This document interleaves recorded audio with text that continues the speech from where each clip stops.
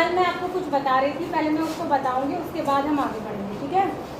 मैं आपको ये बता रही थी कि अब ध्यान दीजिए, बहुत मजाक हो गई, यहाँ ध्यान दीजिए। कल मैं आपको ये बता रही थी कि जो प्रोबेबिलिटी के क्वेश्चन होते हैं, क्या बता रही थी मैं आपको, जो प्रोबेबिलिटी के क्वेश्चन होते हैं वो कुछ टाइप के फिक्स हैं। फिक्स इसलिए है कि तुम्हारी क्लास के हिसाब से, मतलब किस स्टैंडर्ड में तुम पढ़ रहे हो उसके हिसाब से उतने ही तरीके के क्वेश्चन दिए जाते हैं। क्या क्या टाइप बताए थे मैंने? एक बताया था कॉइन, दूसरा बताया था डाई वाले, तीसरा बताया था मैंने स्टैक वाले, थैले वाले, चौथा बताया था मैंने कार्ड्स, यानी कार्ड्स कौन से, प्लेइंग कार्ड्स वाले, और भी कोई बताया था, ठीक है। कॉइन वाले क्वेश्चंस में क्या क्या होता है ये हमने थोड़ा बहुत पढ़ा था, ठीक है। एक बार और पढ़ लेते हैं।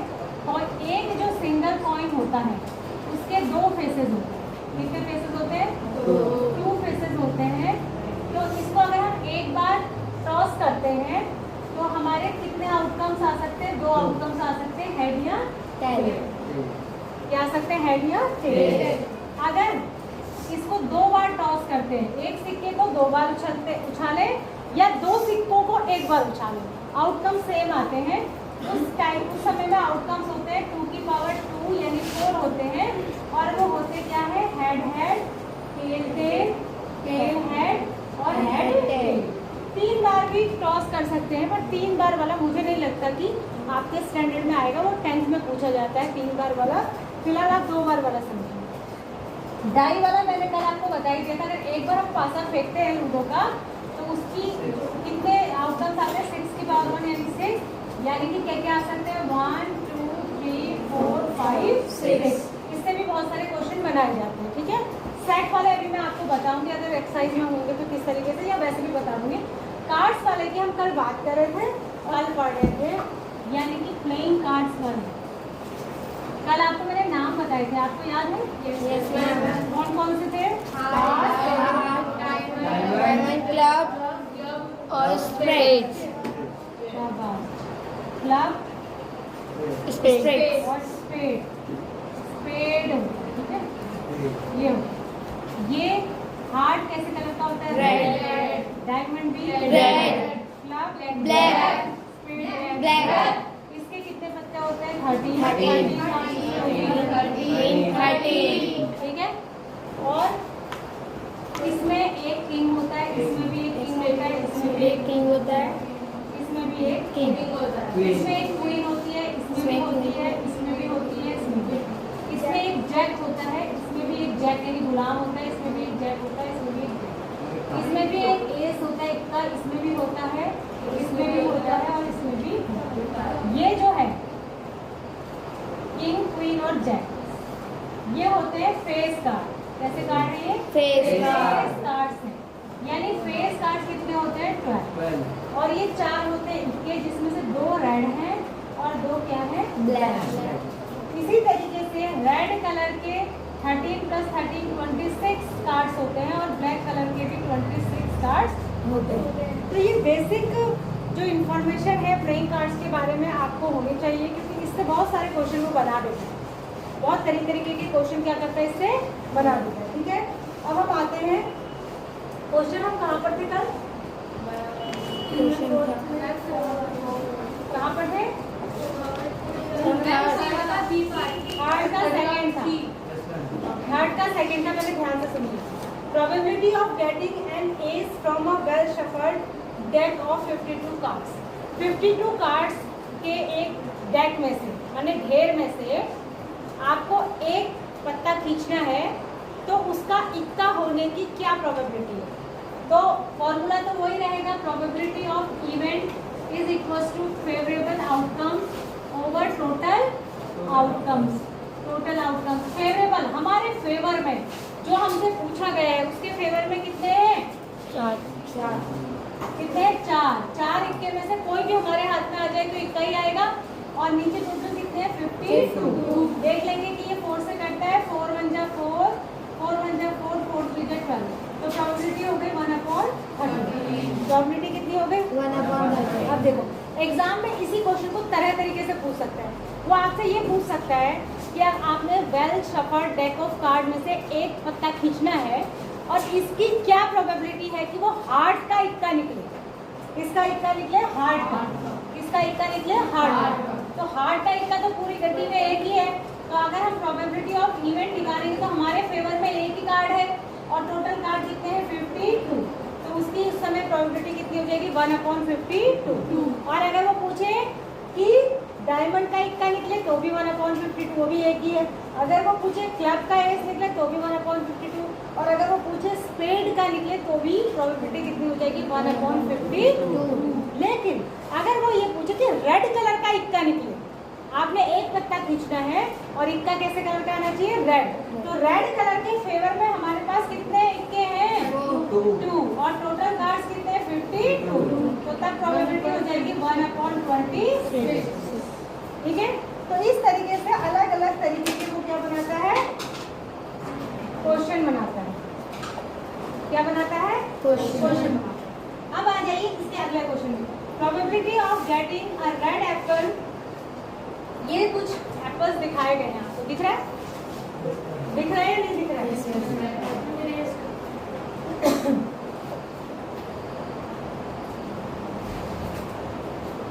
चलो इसको इसी में पढ़ा देते हैं, क्योंकि ये थोड़ा और बड़ा कर दो, उसको थोड़ा बड़ा कर देते हैं, ठीक है? इसको रोटेट करके ऊपर कर दो। रोटेट करके ऊपर कर दूँ? रोटेट हो जाएगा। क्यों करना है इसका एक्सपेरिमेंट? रोटेट क्यों करना है? मुझे रोटेट करने की जरूरत ही नहीं है। कौन है महान तो मुझसे कह रहा है रोटेट करो? है बेटा, क्यों कुछ रोटेट करना चाहता है इसको? मुझे वो साइड में थोड़ी सी लिखने की जगह चाहिए और कुछ नहीं चाहिए। चलो इतना बहुत है, ठीक है। अब इसमें ये क्या कह रहा है? देखो, ये आपको दिख रहा है, ये ग्रीन एप्पल, ये ग्रीन एप्पल, ये रेड, ये रेड, ये ग्रीन, ये ग्रीन, ये रेड, ये ग्रीन, ठीक है? समझ में आया? क्या होता है?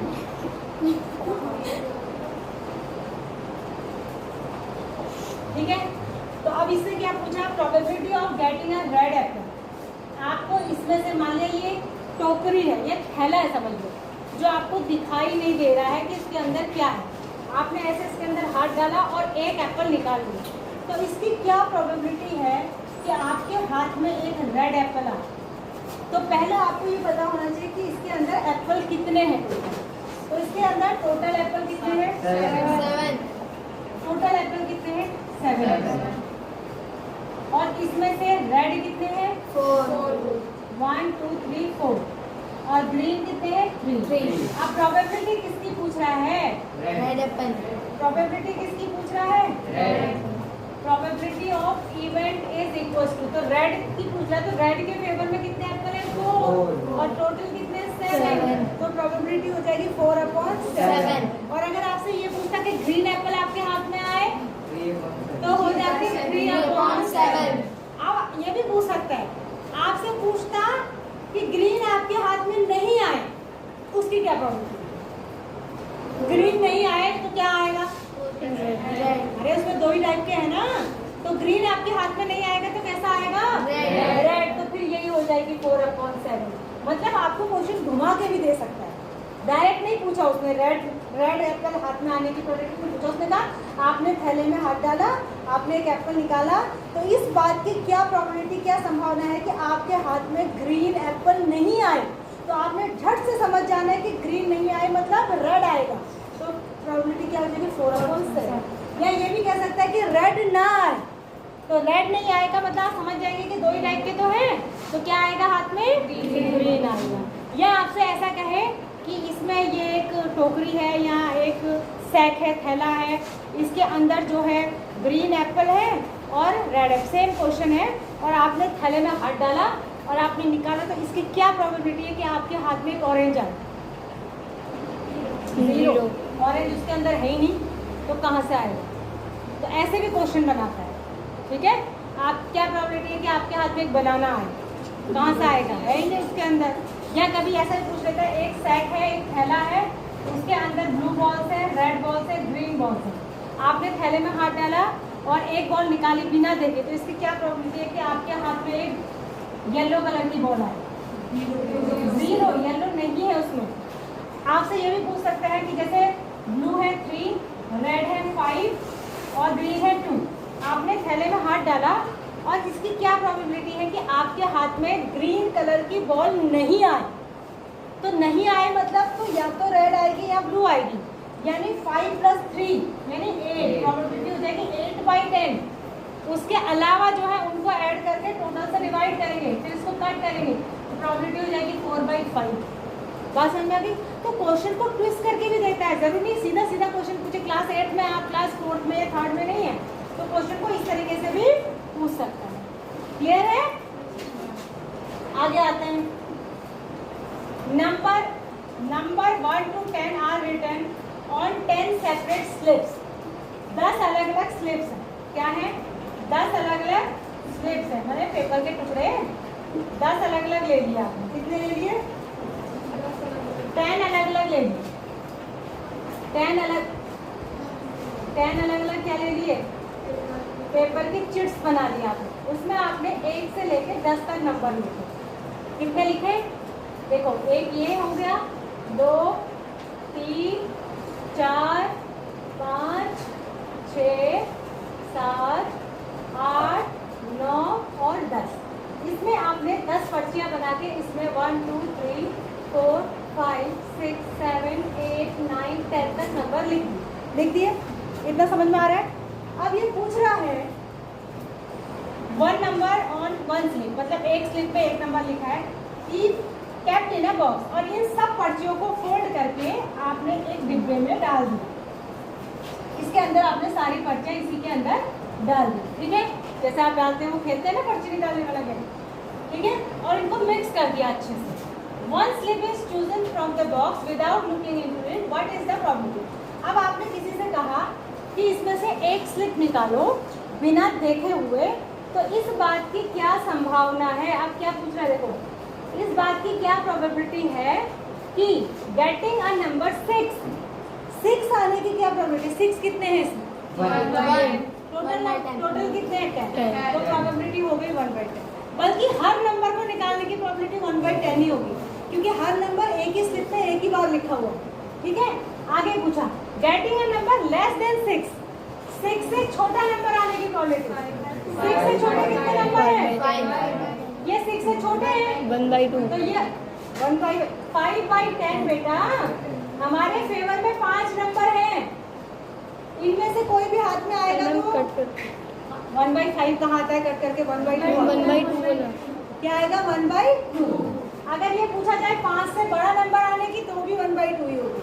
5 से बड़े भी 5 ही नंबर हैं, तो भी क्या हो जाएगा? 5/10 और 1/2। उसके बाद है getting a number greater than 6 से बड़ा नंबर। 6 से बड़े कितने नंबर इसमें? 5 1 2 3 4, तो हो जाएगी प्रोबेबिलिटी 4/10, यानी कि 2/5। कितनी हो जाएगी? 2/5। ठीक है? और लास्ट में है getting a 1 digit number. 1 digit के कितने नंबर है इसमें? 9/10। 9/10 कितनी हो जाएगी? 9। तो जरूरी नहीं कि एग्जाम में यही क्वेश्चन आए, वो अपने मन से भी तो बना सकता है। वो आपसे पूछे 7 से बड़ा नंबर आने की, 7 से छोटा नंबर आने की, इवन नंबर हाथ में आने की, ऑड नंबर हाथ में आने की, 0 हाथ में आने की। अगर इसमें पूछा जाए कि 0 आपके हाथ में आए, इसकी प्रोबेबिलिटी क्या है? 0 है, क्योंकि 0 इसमें है ही नहीं, तो हाथ में कहाँ से आएगा? 0 तो हमने पर्ची में लिखा ही नहीं था। ठीक है? बात समझ आ गई सबको? आगे बढ़ जाए। आगे क्या कह रहा है?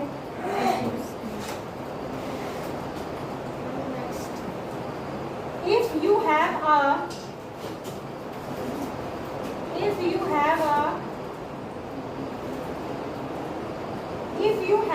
spinning wheel, इसमें घुमा के एक जगह एरो रुकता है, वो स्पिनिंग व्हील होता है।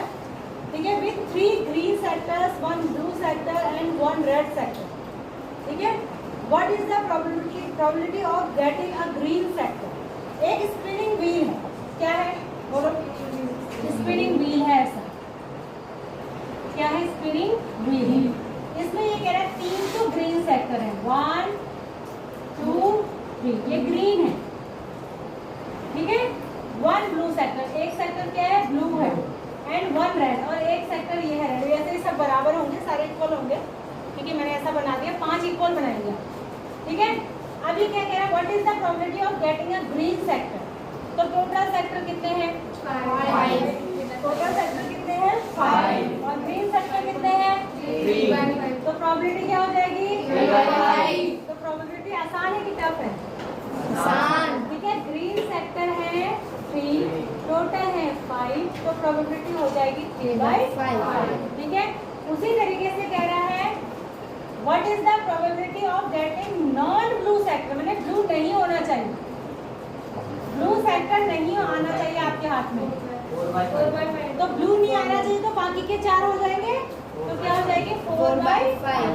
ऊपर आ जाएगा फेवरेबल, नीचे आ जाएंगे टोटल, तो प्रोबेबिलिटी ऑफ इवेंट क्या हो गई 4/5। बात समझ आ रही है। Last question, find the probabilities of the events given in question 2। Question 2 देखो क्या है, ये कल खाली आउटकम समझाए थे, तो आप डाइस फेंकेंगे तो इनके इनके मिलने की प्रोबेबिलिटी क्या है ये आपको करना है, ये आप खुद से करेंगे, ये आप खुद से करेंगे, ठीक है। कर लेंगे, नेक्स्ट पेज में कुछ नहीं, खत्म, चैप्टर खत्म हो गया, ठीक है। तो आपको प्रोबेबिलिटी अच्छे से समझ आई, आप ये बात अच्छे से समझ गए कि प्रोबेबिलिटी के क्वेश्चंस जो हैं वो चेंज करके भी आपको दिए जा सकते हैं। बात समझ आ रही है ना।